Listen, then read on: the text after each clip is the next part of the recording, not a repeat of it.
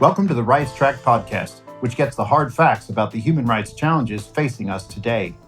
In Series 7, we're discussing human rights in a digital world. I'm Todd Landman. In this episode, I'm delighted to be joined by Tom Nichols. Tom is Professor Emeritus of National Security Affairs at the US Naval War College and contributing writer at The Atlantic. He specializes in international security affairs, including US-Russia relations, nuclear strategy, and NATO issues. He recently authored a book, Our Own Worst Enemy, The Assault from Within on Modern Democracy. It's an engaging account of the spread of illiberal and anti-democratic sentiment throughout our culture. So today, we're asking him who's responsible for this and what we should do about it. So Tom, it's fantastic to have you on this episode of The Rights Track.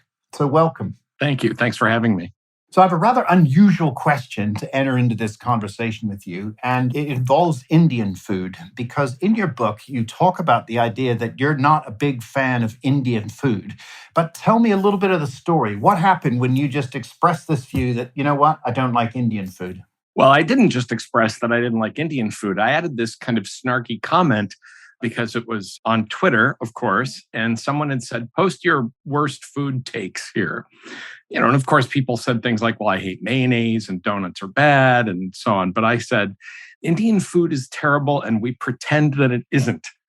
And of course, I meant my colleagues who would always drag me to Indian restaurants and then spend the afternoon sweating and gulping water and, sweat running in their eyes. And I would always turn to them and say, you can't possibly be enjoying this because I don't happen to like very spicy food. And this firestorm broke out. I mean, within 2 days, I was this, genocidal, racist maniac. I was in all the Indian papers. I was in the Washington Post. Russian television mentioned me. I mean, it was insane. All because I'm a, middle-aged New Englander who just doesn't happen to like Indian food and is very snarky about it. The coda to this whole story is that finally the former U.S. attorney in New York, Preet Bharara, when the pandemic finally lifted, he took me out. He said, I challenge you to come to dinner with me. And he took me to an Indian restaurant. And I said I would sit there and I would just eat Indian food while people were making donations that we were going to use for a COVID ward in India. And this kind of lark, this challenge ended up raising about $135,000 for COVID relief in India. That is fantastic. Now, I'm going to pick this apart a little bit because what's interesting is what looked like an incidental, and as you admit, a bit of a snarky comment about your food preferences. What you really communicated there is the rapidity and the spread of information geographically, how it gets picked up. It's a bit unusual how one tweet can be picked up and really run, and other tweets just sort of die, on the vine, as it were. So this captures this idea that you have in the book around the viral nature of information, regardless of its veracity, how it can spread around the world, and how the originator of that information might be vilified by an anonymous group of people out there, and then how stories get picked up. So is that your sort of summary of what happened there, that it was just this kind of, ridiculously rapid thing about it actually just a personal preference? Absolutely. And there's two things to note about it. One is that the nature of hyperconnectivity, where, when I started my career 35 years ago in the late 1980s, if you were mentioned in a newspaper, people clipped that and sent it to you in an envelope in a thing that we used to call the US mail with a stamp on it. And they'd say, wow, I saw that you were mentioned in a newspaper. Now you can be mentioned in every newspaper in the world in 24 hours. On the one hand, I suppose, there's a good side to that, which is that we all have the opportunity to be more informed. But the second part of it that makes that so worrisome is that the internet rewards negativity. And so instead of people saying, taking that in kind of the lighthearted or snippy spirit that I intended it was what rewards engagement is to assume that anyone you encounter in the virtual world has the worst intentions, and that it's your job to kind of, reveal that to the world. I mean, I had people within about 3 days literally sending emails to my workplace saying, I hope you die. Just because you didn't like Indian food. Well, and because I had said it in this very dismissive way. If I had said, And because also there were a lot of people deciding that this was an opportunity to show their own, elevated consciousness about a part of the world, about India. As I said, many times after that incident, if I had said, French food is overpriced, gluey junk, and we pretend it isn't, people would have shrugged because there's no psychic income from defending the expensive French cuisine. But this was, this narcissism, and this is what I was getting at, is that there are some incidents that really speak to this problem that I talk about in the book of the rise of narcissism. And people say, aha, instead of reading this article or tweet or letter or whatever it is, this is an opportunity for me to say something about myself, and to say it loudly, and to say it, by being very hostile to someone else. And I think that's kind of made the world crazy. When I wrote a piece initially about this tweet, I said, we've become Planet Seinfeld. Famously, the creator said it's a show about nothing. We are now a global culture that is constantly manufacturing things out of nothing, because that's a way that we generate satisfaction and actualization for ourselves. And it's very worrisome because you can't sustain democracy on that. Right. We'll get to the effect on democracy in a minute. I mean, I share your pain, not in the palate, mind you, but, I write books like you do. I write articles for The Conversation, for The Guardian, for other outlets. And, they get a modicum of interest and support. And then one time on BBC Breakfast, I was asked to comment on the intelligence reports about Russian interference in the US elections. And I happened to be out of sequence in the studio. I get on the couch and they're running a story about a Marine who rescued people from Mount Everest. And they turn to me and I think, wait a minute, they have the wrong guest. So I say, you have the wrong guest. That got more hits, more attention. The analytics on my website went completely haywire. So that focus on either the negative or the humorous can actually, go out of control more than, the erudite focused work that I try to do in the day job. But I'm going to get back to this point about the undermining of democracy. And I want to really start with a compelling argument you make in the book. And to me, it references some really interesting political science literature, most famously published by Ronald Inglehart back in 1977, published a book called The Silent Revolution with Princeton Press. And then he followed that up with a book called Culture Shift.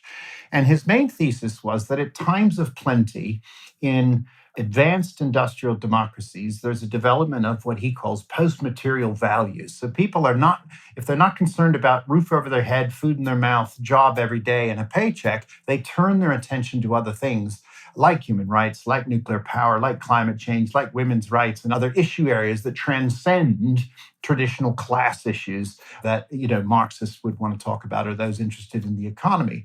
Now, you're making a really interesting argument in the book, because you're basically saying that in those countries where we've had economic plenty, material progress, technological advance, and now we throw in an ability and a platform for people to share their, the thoughts they have second by second onto a platform, has actually created this phenomenon. You say people are too connected and too isolated at the same time. Tell us about that insight from the book.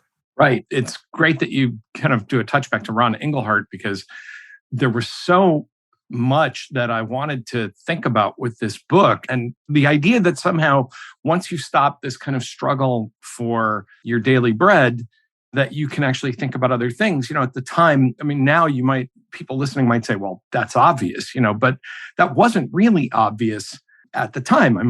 People, even through the Depression, we went from the Depression into World War II. We started thinking about things like making the world safe for democracy and all of that. But then I think we went even further from some kind of post-materialist thinking to postmodern thinking, where everything became mediated through our experience of it, that we just decided that the world was just one big TV show. It's kind of like the Truman Show, or, kind of virtual reality exercise, where we were constantly connected to each other and snooping in and out of each other's houses all day. When people hear me say connected, I don't just mean by Twitter or Facebook. I mean things like, and I talk about this in the book, I mean things like Zillow. I just gave a talk the other day where I was in a group of, I was talking to about 100 people. And I said, how many people here? Come on, admit it. You've snooped on your neighbors and looked inside their houses by going to Zillow. And these kind of hands sheepishly went up, we spend a lot of time being very connected to and very interested in the lives of our neighbors, but not actually interacting with them in any positive way. We don't talk, we don't do things with them. I thought maybe one of the other political science works you were going to name check here is one that I put in the book, which was Bowling Alone by Robert Putnam, where we don't join bowling leagues. We go bowling and then we post pictures of it. We don't actually interact with that middle stratum of people who are somewhere between close friends or family and strangers. There are so many people, and I learned this, when I decided years ago in my 40s to take up golf to try and, get some physical activity.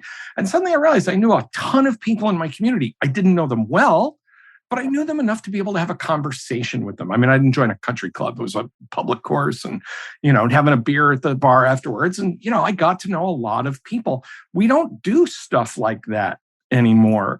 And so we are both connected and isolated, and in a way that just rewards negativity. It rewards using other people and their views and their lives as raw material for us to express our own grievances and sense of entitlement and, gripes. And basically, again, to make it about us rather than about other people. Yeah. And, the reference to bowling alone is brilliant, because the thesis in that book, of course, is that because people aren't bowling alone, because they're not going to the PTA, they are engaged in checkbook activism. And now we're into PayPal activism, I think. But actually, it erodes social capital. It erodes the fabric of society. It erodes that connectivity, that chance encounters you, whether it's a golf club, a bridge club, a local social club, or just going down to the local bar and getting a drink. People are now experiencing the world really literally through a screen. And certainly during COVID, that was raised to very high relief that people were isolated. And I wonder if there's going to be a post-COVID effect. But what you're describing is a sort of post-industrial or post-material, postmodern resentment that focuses not only on the negativity, but also, I'm going to throw in another term here, this idea of relative deprivation. If you spend all your day looking at how everyone else is living their life, and we know that's a fiction, we know that what we see on Facebook and Instagram and any other platform is an idealized artificial version of somebody as they go about their enjoying their lives. That creates resentment as well, and the sense of relative deprivation. Why does that person have many more fun things to share on social media than me, including a really nice slap-up Indian meal, I might add? And that resentment that develops creates that ennui, that sort of, just this desperate sort of sense of negativity.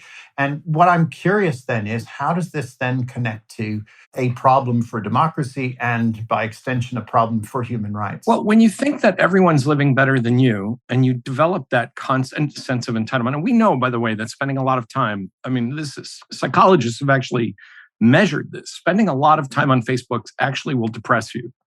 Because as you say, what do people post on Facebook? Here's my daughter's wedding. Here's my son's graduation. Here we are at Disney. Nobody posts their, first day out of rehab pictures, their divorce decrees, their court appearances, no one puts that stuff up. You say, wow, my life sucks.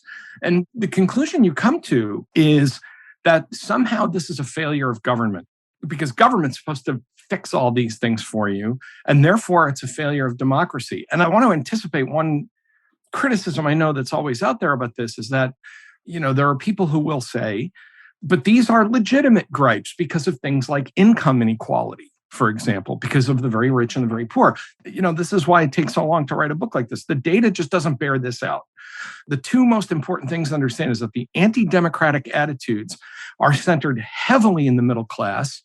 Back in the 50s, the term lumpen bourgeoisie started to peak out, a kind of middle class that is bored and restless and hates democracy because they think they're not getting everything out of it that they should. The example I use in the book is a good, now passed away, unfortunately, but an old friend of mine from school who literally was complaining to me about how bad things were while he was sitting on his boat. A working class guy with a high school diploma and nothing else, sitting on his boat talking about how the world, had done him dirt. That's very much the problem. It's not the poor and the dispossessed and minorities and marginalized people who are giving up on democracy. It is middle-class white people in Italy and Britain and the United States and Poland, and Turkey, and so on. The other problem with the income inequality argument is that most of the anger and most of the dissent in the country is not focused on, poor people versus Jeff Bezos. It's the middle class griping at each other about subtle gradations among them. There's even a thing that social psychologists call the HGTV effect, where people spend a lot of time watching these home and garden TV shows, and they literally then decide they have to improve their house because they find it intolerable that people they see on television who are like them somehow have, granite countertops and hardwood floors and recessed lighting. And they look around and they say, well, how come these people are just like me? How come I don't have that? That leads to this anger that says, democracy is a rigged game that's always rigged against me, and somehow I'm getting screwed in all this. And so the right answer to this is to burn it all down. Right. So that's the crucial point. And I know the work of Robert Pape out of Chicago has been looking at those people that were most involved with the insurrection on January 6th in the US Capitol. And he actually says, look, a large proportion of these people were actually white-collar professionals. People were estate agents from Texas hiring private airplanes to fly to Washington, D.C. to protest the rigged system, as it were. They got caught up in something they maybe didn't realize they were getting caught up in. And then when they're arrested, they said, oh, but God, they arrested me. Yeah, you broke the law. I think this is a really important point. And I think Bob's, work on this, that he and his team who basically just sat down and kind of trawled through all of the arrest records and cross-indexed and kind of did the deep dive on each of these people. These were not unemployed factory workers living in opioid decimated wastelands. They just weren't. That's a comforting thought. And I say comforting because people think that if that were the case, it's something you can fix with better social policy. But they weren't. They just were not those people. What they were people who were, again, bored, narcissistic, grandiose. One of them, the person you're talking about, the real estate agent from Texas, basically said something to the effect of, I'm just too white and blonde and pretty to go to jail or something. And she turned her jail term, which was only, I think, 45 days, she turned it into a stunt, which, for a lot of us, I think it's always bothered me that these people got, these kind of piddly 30 and 45-day jail sentences. 6 months in prison, in a federal prison, might have sobered her up a little bit. But yeah, and I think more controversially, one of them said, you're treating us like Black people. Now that, of course, adds the racist dimension to that observation. But if we get back to the topic of the digital, then the technology that you talk about and being too connected, the platforms, the technology like WhatsApp and Parler and some of the other things that were available, of course, did allow for a collective action, and one might even say connective action, that these groups were able to communicate with each other, to plan and coordinate. I don't need to tell you this. You're a national security affairs professor at the US Naval War College. You know how groups organize, but the sort of organizing infrastructure, if you will, of the digital world allowed for this to happen. There was chatter. There were security agencies that absolutely knew there was chatter, and yet there was an absence of response, at least in a timely fashion, to prevent this from happening. And of course, so we see, for example, pro-democracy movements organized in the same way, anti-democracy movements organized in the same way. And a recurring theme on our podcast, this series, has been this kind of, technology is neutral. It's whatever people do with it that you have to be worried about. So what can you say about that? I hope people understand I am not a technophobe. I'm 61, so I came of age when the internet did, and I love the internet. I have a huge social media account. And, I was the geek tweaking his own computers and doing all that stuff in the 90s and even into my dotage.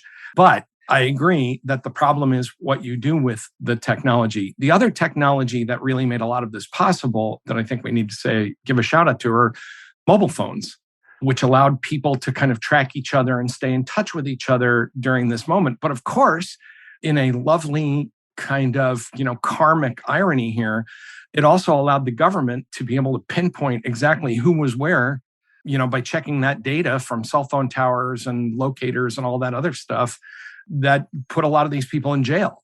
But again, the problem is the social malady underlying it. And when it comes to the connectivity, when it comes to things like email and chat rooms and social media, the way I kind of stole this from a writer named Evgeny Simkin, who said, every town had an end of the world guy, right? That every town had a guy in a sandwich board saying the end of the world is coming. What the internet did was make every one of those guys able to reach out to every other one of those guys in every one of 100,000 towns and to believe, hey, we're a movement. Instead of saying, I happen to be the one guy who's just kind of a bit off and, paranoid about the end of the world. No, we're a movement. We're a social force. And you see this with a lot of other things, and sometimes with really tragic effects. The New York Times reported on a group of people who believe that the government is watching them, which, is a problem that people with emotional issues have had long before there was an internet. I mean, I grew up with someone who's had an uncle who had that exact same problem in the 1950s and 60s. But they have actually now formed a kind of social, movement by reaching out, ironically, through social media to say, see, it's not us that has the problem. It's a real thing because enough of us believe it. That is how extremism grows through this. There is no countervailing social pressure. When you're the one guy who is an abject, Hitler-admiring racist, it matters that everyone around you says that's a terrible thing to believe. You're wrong. If you can go online and find 100,000 other people who believe that same thing, which you always will be able to do because it's a big world, then suddenly you say, well, maybe I'm not wrong. Maybe I'm part of a movement. Maybe everybody else is wrong because look at all my new friends. That's the real danger here. It takes people out of their social environment, removes them from normal kind of interactions about what might be right or wrong or good or evil, and lets them go find the community of people who will agree with them about anything. And that, I think, is a behavior we've really seen grow. And I'll just add one more point, which is those of us who write and have any kind of public persona, you used to get the occasional crank letter here and there.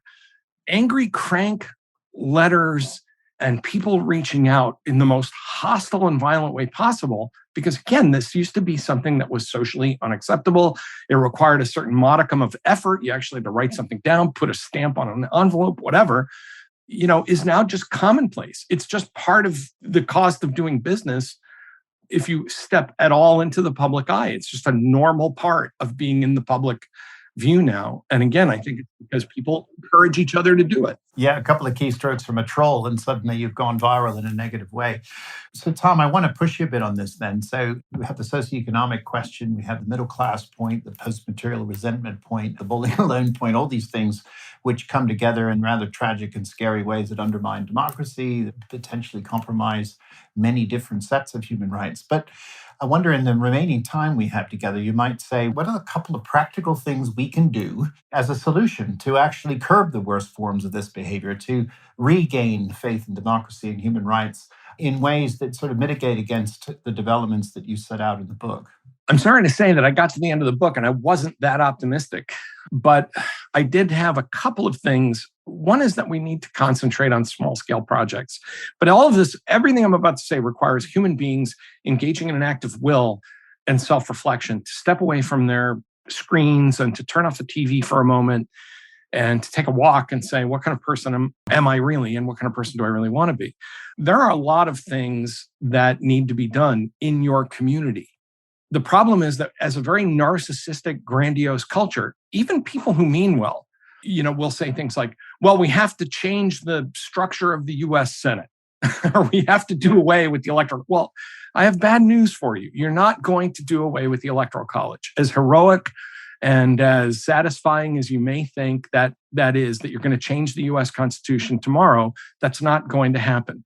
What you can do is reach out and work with other people in your community to register voters, to volunteer at a polling site, to phone bank, to help get the potholes filled, to go to a city council meeting, to go to a school committee meeting.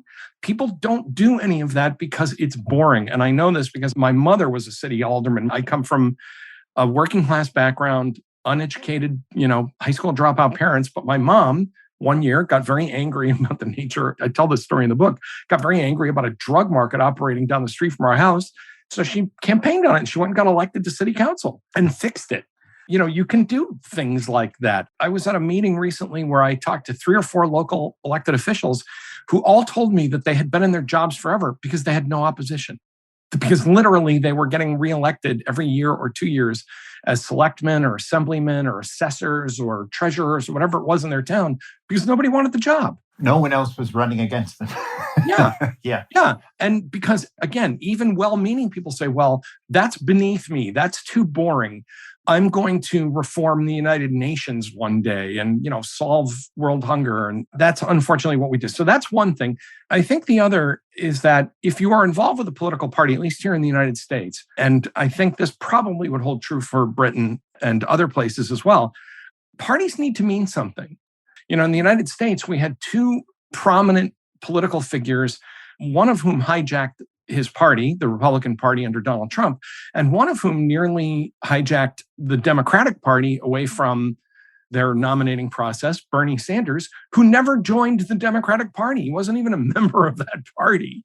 And I think that parties used to have some kind of coherent ideological content to them. And now they're just tribal flags of convenience. And I think people ought to think about that I'm a former Republican. I worked for a Democrat. I'm now an independent. I'm not joining a party at this point in my life. But if you are younger and you feel strongly about parties, then, they should mean something and they should stand for something. But all of these mean stepping away from the constant censoring stream of the internet, putting your own ego a little bit on hold, being kinder and thinking better of other people, and working on projects at a scale where you can start building up. Todd, you mentioned social capital. Start rebuilding that bank of social capital, those little interactions that give a society the resilience to hold on through bad times. That's brilliant. And those examples are great. You really have highlighted this tension between hyper narcissism and community, really. And, I was struck listening to you that what you're really saying, it goes right back to Alexis de Tocqueville and his assessment of the strength of American democracy was in the natural inclination for Americans to join things and to help one another. And I think that in this current period, we've lost sight of that. And what you're saying is step outside yourself, step outside your home, get off the grid, help somebody, invest in your community, and, don't take yourself so seriously, actually. The technology will always be there. As we've been discussing on this series of the podcast, technology advances. If it does follow Moore's law, it doubles every year and it's likely to continue to do so. But really, there's a human story here that you need to step outside yourself, step outside your home, and engage with others and rebuild that social capital and social fabric in order to hold on to the institutions that have so well governed our societies, not just the American society, but also democracies around the world. And we are seeing this democratic backsliding taking on at the moment. And, your views around joining, helping, reaching out, and stepping away from the narcissistic self that is somehow isolated within this electronic bubble is the first step. So thank you so much for appearing on this episode of The Rights Track with us. It was absolutely brilliant listening to you and engaging with you. And for now, all I can say is thanks very much and have a great day. Thanks for having me. Thanks for listening to this episode of the Rights Track podcast, which was presented by Todd Landman and produced by Chris Garrington of Research Podcasts, with funding from 3DI. You can find a full transcript of this episode on the website at www.rightstrack.org, together with useful links to content mentioned in the discussion. Don't forget to subscribe wherever you listen to your podcasts to access future and earlier episodes.